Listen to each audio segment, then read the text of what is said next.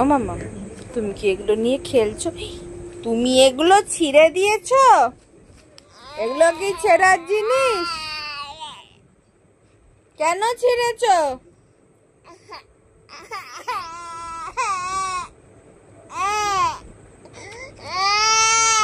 দাও, আমার হাতে দাও। দাও। ডায়েরিটাকে পুরো ছিঁড়ে কুটি কুটি করেছো? করেছো?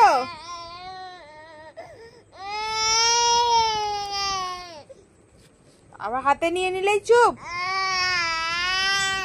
পাপ পাপ, দিয়ে দাও আমার হাতে এক্ষুনি। পাপ।